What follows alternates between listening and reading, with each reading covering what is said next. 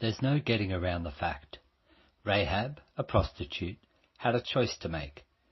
She could tell the truth and send 2 godly men to their death, or she could lie like a trooper. Rahab chose to lie like a trooper because she was one. Rahab was prepared to go up against her own city in what was going to be a devastating battle. She was prepared to side with Israel's troops because she had come to believe in the sovereignty of Israel's God. The Gospel throws up some unlikely heroes.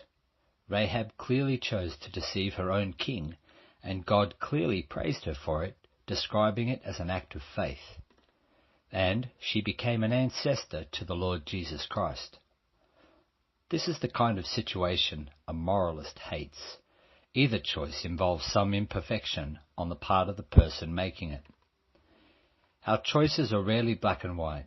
We rarely have the luxury of absolute choice, but we do have the continual opportunity to make decisions according to absolute faith, however grey the immediate situation. This was the kind of faith that Rahab had.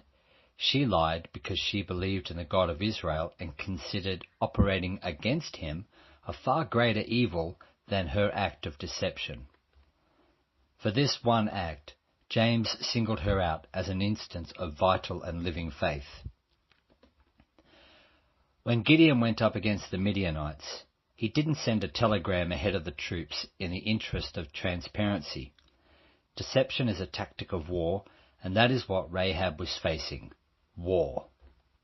As Christians, we need to be mindful of the things that differ. The Bible forbids bearing false witness against my neighbour, and praises Rahab's use of tactical warfare.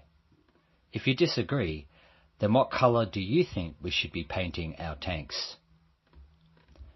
For the moralist, it is important that he strut in his own self-righteousness and always come out looking squeaky clean.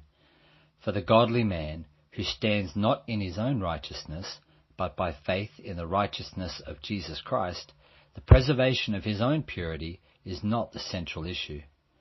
The central issue is that God's will be done, and God, in this situation, certainly willed that the lives of these 2 men be saved, not that the individuals involved should come out smelling like roses.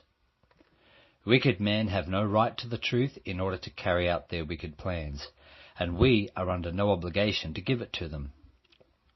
It's a disgusting lie to think that we can escort the enemy to a basement in Dusseldorf where the woman and her children are cowering, and then get our praise from God because we never told a lie.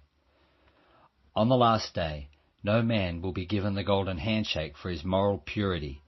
The welcome mat will not be laid out for those who can stand tall and say, "All these things I have done from my youth." On the last day, the welcome will be extended to those defending the widow and the fatherless because they trusted, honoured and feared the God of Israel.